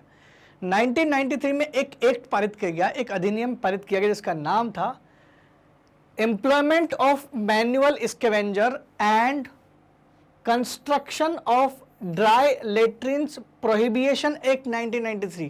क्या नाम है इसका? इसका नाम है employment of manual scavenger. Manual scavenger मतलब हाथ से मेला उठाने वाले जो एम्प्लॉय है उसके लिए, तथा कंस्ट्रक्शन ऑफ ड्राई लेट्रिन्स मतलब सूखे शौचालय के निर्माण पर रोक लगा दी गई। ना तो कोई व्यक्ति से जबरदस्ती मेला उठाने के लिए फोर्स कर सकता है, नई सूखे शौचालय बनाए जाएंगे, ये सब पर बैन लगा दिया गया। तो यह कानून मेला उठाने का काम करने और सूखे शौचालय के निर्माण पर पाबंदी लगाता है। लेकिन क्या एक कानून बनाने से पाबंदी लग गई? तो कुछ साल बाद 1993 की बात कर रहा हूं मैं, उसके 10 साल बाद क्या हुआ, 2003 में एक संगठन था, दलित व्यक्तियों ने कुछ संगठन बना के रखा हुआ था जो खासकर ये काम कर रहे थे।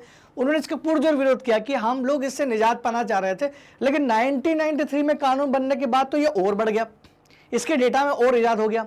इसका मतलब ज़्यादा से ज़्यादा लोग और मेला उठाने के वाले लोगों की संख्या लगातार बढ़ रही थी। तो ऐसा क्यों हो रहा है? तो उन्होंने एक याचिका फाइल की। तो 2003 में कुछ संगठनों ने सुप्रीम कोर्ट में याचिका फाइल की, FIR दर्ज की, और कि यह प्रथा अभी भी चल रही, बंद नहीं हुई। कुछ एग्जाम्पल, कुछ प्रूफ या एविडेंसेस दे करके बताया। सुप्रीम कोर्ट ने उसमें डिसीजन दिया। सुप्रीम कोर्ट ने कहा कि सरकार को आदेश दे दिया कि 6 महीने के अंदर ऐसे लोगों का पुनर्वास की व्यवस्था करे, उनको रिहेबिलेट करे, मतलब वापस से उनको पुरानी स्थिति में लेकर के आए जैसे उनको चाहिए, औरों के जैसे समानता दे और ऐसे काम से उनको निजात दिलाए। उनको ये फोर्सफुली काम नहीं कराया जा सकता। तो 6 महीने के अंदर से व्यवस्था करनी पड़ेगी, सरकार को आदेश दिए। तो सरकार ने क्या किया, 2013 में, अब ये लगातार प्रथा बंद नहीं हो रही थी, 2013 में एक और उन्होंने अधिनियम पारित कर दिया। उस अधिनियम ने इनने क्या किया कि जो हाथ से मेला ढोने वाले लोग जो थे उनको उनके नियोजन यानी उनको रोजगार के लिए कुछ व्यवस्था की गई।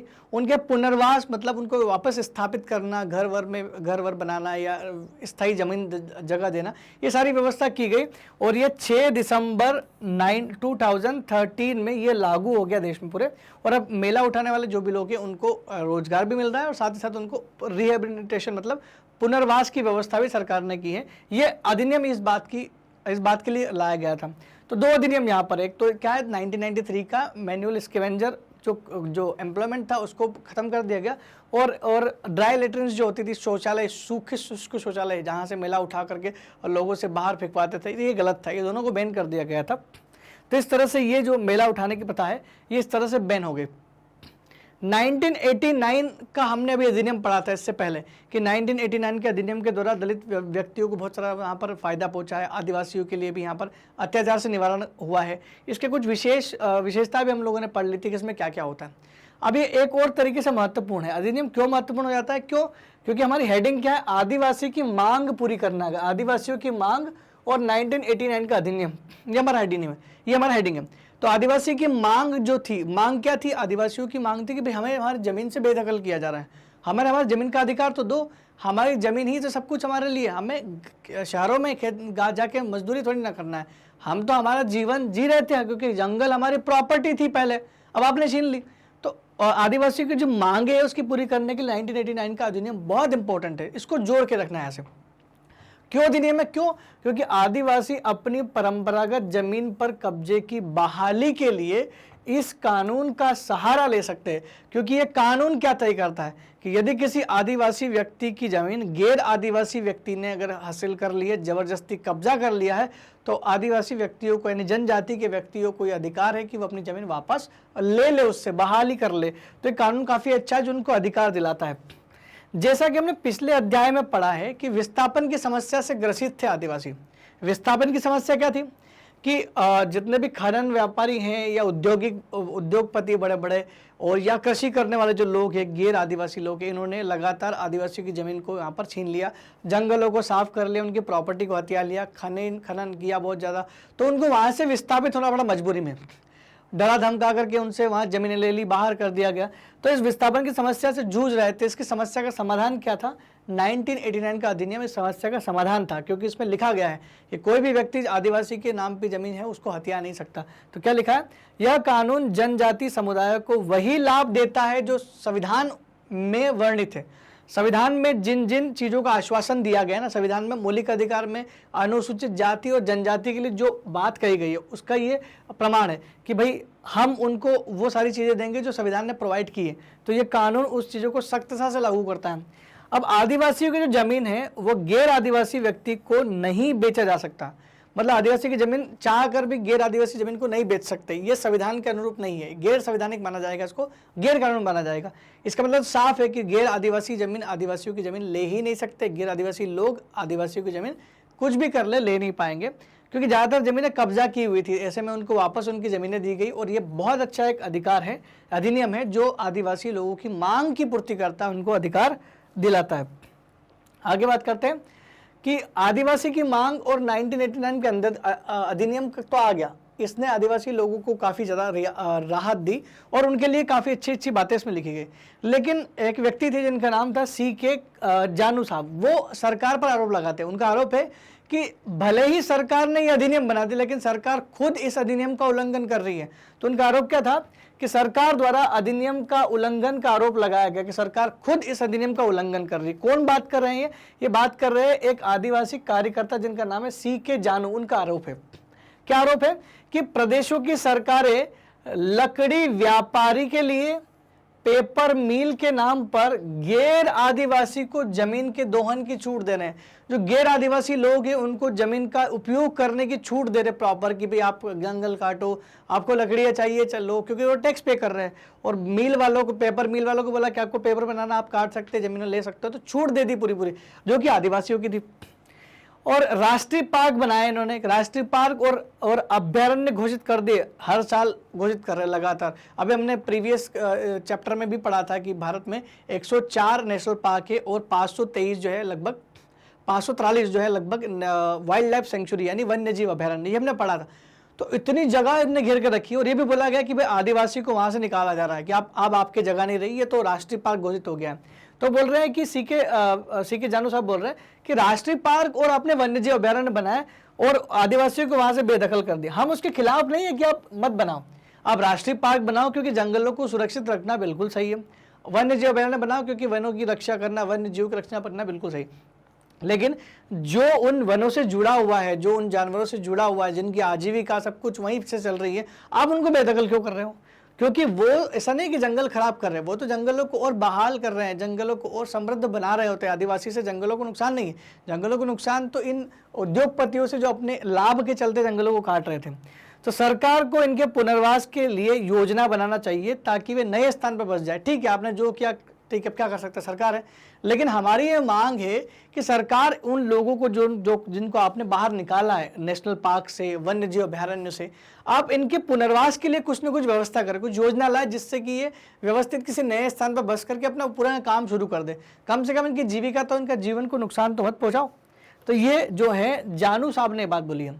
तो इसी वजह से 2006 में सरकार ने एक अधिनियम पारित किया, एक नया बिल लेकर के आए जो किसी अधिकार की बात करता है, ये वन पर अधिकार की बात करता है। तो वन अधिकार मान्यता अधिनियम के नाम से इसको जाना जाता है। तो आदिवासियों के लिए 2006 में केंद्र सरकार ने एक अधिनियम पास किया जिसका क्या नाम था, अनुसूचित जनजाति एवं अन्य परंपरागत वनवासी वन अधिकार मान्यता अधिनियम पारित किया गया। फिर से दोबारा से नाम बोलूं, क्या नाम है इसका? 2006 में केंद्र सरकार ने एक अधिनियम पास किया जिसका नाम था अनुसूचित जनजाति एवं परंपरागत वनवासी वन अधिकार मान्यता अधिनियम पारित किया गया, जो कि आदिवासियों को उनकी और वनवासियों को उनकी जमीन के हक दिलाता है। बहुत अच्छा एक कानून था। अब इसमें क्या था, इस कानून में वन्य समुदायों को घर के आसपास की जमीन, जो वन्य समुदाय हैं जो वनों में रहते हैं, खास करके आदिवासी समुदाय, ये वन में रहते हैं, इनका जो घर बना है वन में, वो जो उनकी झोपड़ी घर जो भी उनने बना के रखा रहने के लिए, तो वो जो उनका छोटा सा घर बना हुआ है, उस घर के आसपास जो भी जमीन उसके आसपास होती है, वो सारी जमीन जो खेती करने के लिए हो, है ना, जो चराई करने के लिए हो, जानवरों को चराने के लिए हो, वो सब जमीन पर इनका अधिकार है मॉरली, और बिल्कुल इनका अधिकार इस कानून के हिसाब से कानूनी अधिकार दे दिया गया है। तो कानूनी अधिकार है। और गैर लकड़ी वन उत्पादों पर भी उनका आधिकारिक मान्यता दी गई कि भाई आपका इसका अधिकार है, आपसे कोई छीन नहीं सकता। अगर कोई व्यक्ति इसको कब्जा करता है ना, तो आप इस कानून के अंतर्गत उसके लिए वापस बहाली के लिए आप केस लड़ सकते हैं। और ये भी बोला कि जैव विविधता संरक्षण भी आदिवासियों का अधिकार है। मतलब जैव विविधता की रक्षा करना। जैव विविधता संरक्षण मतलब क्या होता है? जैव विविधता का मतलब क्या होता है? विभिन्न एक स्थान पर रहने वाले विभिन्न जीवों की संख्या। मतलब अगर एक ही स्थान है, मान लो ये एक एरिया है, ठीक है ना, इसमें अब ऐसा तो नहीं कि एक ही तरह के जानवर रह रहे हैं, इसमें तरह तरह के जीव रह रहे हैं, बहुत अलग अलग वैरायटी की स्पीसीज रह रहे हैं। साथ ही साथ पेड़ पौधे भी बहुत सारे अलग अलग वैरायटी के हैं, अलग अलग जीव जंतु, पेड़ पौधे, है ना, तो बहुत सारे, उसमें इंसान भी रह रहे हैं। इसको बोलते हैं जैव विविधता, जीवों की विविधता जिस किसी क्षेत्र में बहुत ज्यादा मात्रा में जीवों की वैरायटी हो उसको जैव विविधता कहते हैं। अब ऐसा नहीं कि इन जीव विविधता को खत्म कर दे शिकार करके कैसे भी करके, तो ये जनजातियों का अधिकार है कि जैव विविधता को बनाए रखे। मान लो कोई बाहर से आके आदमी पेड़ काट रहा है तो वो नहीं काट सकता, बाहर से कोई आदमी आके शिकार कर रहा है तो वो नहीं कर सकता, बैन लगाया गया। तो कहीं ना कहीं क्या है कि जैव विविधता संरक्षण भी किसका अधिकार दे दिया, अब ये आदिवासी का ही अधिकार इसमें दिया गया। ये 2006 में जो कानून आया था ये इसके अंतर्गत किया गया। अब आपको ये चीज थोड़ी थोड़ी क्लियर हो रही होगी कि कैसे जो है वन अधिकार मान्यता अधिनियम जो है आदिवासियों के लिए काफी कारगर सिद्ध हुआ। इससे पहले 1989 का अधिनियम भी आदिवासियों को काफी ज्यादा हद तक उनको फायदा पहुंचाता कि गैर आदिवासी व्यक्ति आदिवासी की जमीन पर कब्जा नहीं कर सकता। और 1989 का अधिनियम तो इतना महत्वपूर्ण है कि ये महिलाओं के लिए भी है और साथ साथ दलित व्यक्तियों को भी सुरक्षा प्रदान करता है। मेला ढोने वाली प्रथा के लिए भी हमने पढ़ लिया। तो इस आज के सेक्शन में हमने बहुत सारी चीजें पढ़ ली कि हाशियाकरण से निपटने के लिए किन किन कानून का इस्तेमाल किया जा सकता है। तो बहुत सारे लोग इनका इस्तेमाल कर सकते हैं, मौलिक अधिकार दिए हुए जो आश्वासन देते हैं। तो अब कुल मिलाकर के अगर आपको कानून का ज्ञान है तो आप अपनी आवाज उठा सकते हो और आपके साथ हो रहे अत्याचार के खिलाफ आप कर सकते हो कोई भी काम।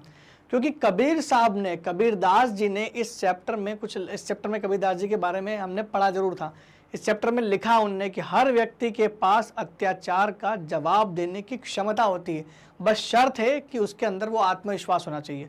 अगर वो आवाज़ उठाएगा तो डेफिनेटली उसको क्या मिलेगा, न्याय मिलेगा। और कबीरदास जी ऐसे व्यक्ति जो समानता की ओर इशारा करते हैं, उनके भजन वो जो भी है आज भी अनुसूचित जाति और जनजाति के लोग को प्रेरणा देते हैं, तो आज भी वो लोग सुनते हैं। तो हमने एक चैप्टर में पढ़ा भी था इसको। अगर आपको हमारे वीडियो YouTube पर सिक्वेंशली नहीं मिल रहे तो घबराने की बिल्कुल भी जरूरत नहीं है। क्यों? क्योंकि हमारा जो वेबसाइट है जिसका नाम है India's number 1 100% free online educational platform, India's 100% free online education platform है, क्षमा करें, जो फ्री ऑफ कॉस्ट आपको वीडियोस प्रोवाइड करता है, NCERT सॉल्यूशन सारी चीज प्रोवाइड करता है। अब आपको करना क्या है, यहाँ पर आपको करना है टॉप कोर्स एक्सप्लोर करना है जो कि आपका क्लास K2 क्लास 12 तक दिया जाता है। तो आप क्या करना है, आप यहाँ पर अपना सिलेबस चेक कर लो। आपको सिलेबस चेक करना है तो यहाँ से देख सकते हैं आपकी अपनी क्लास चेक कर लो पहले तो कि भाई क्लास 12 है, 11 है, 10वीं 8वीं है, तो आप 8वीं पर क्लिक करो। जैसे ही आप हिंदी मीडियम के अंदर जाकर के क्लास 8 को क्लिक करेंगे, आपके सामने आपकी क्लास 8 के सारे टीचर के डिस्क्रिप्शन आ जाएंगे, भाई कौन कौन से टीचर आपको 8 क्लास के वीडियोस प्रोवाइड करने वाले हैं। तो आप इन टीचरों को देख सकते हैं। तो अगर मान लो मैं सोशल साइंस की बात कर लूँ, क्योंकि हम लोग सोशल साइंस ही पढ़ रहे हैं, तो जैसे सोशल साइंस के यहाँ पर 2 अलग अलग सब्जेक्ट दिए हुए हैं।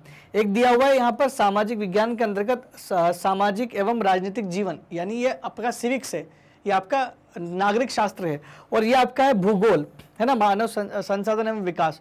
तो भूगोल हम पैसे भी कंप्लीट कर चुके हैं, हम लोग नागरिक शास्त्र पढ़ रहे हैं। तो मान लो भूगोल के आपके कोई वीडियो देखना है तो हमने भूगोल पर ही क्लिक कर दिया।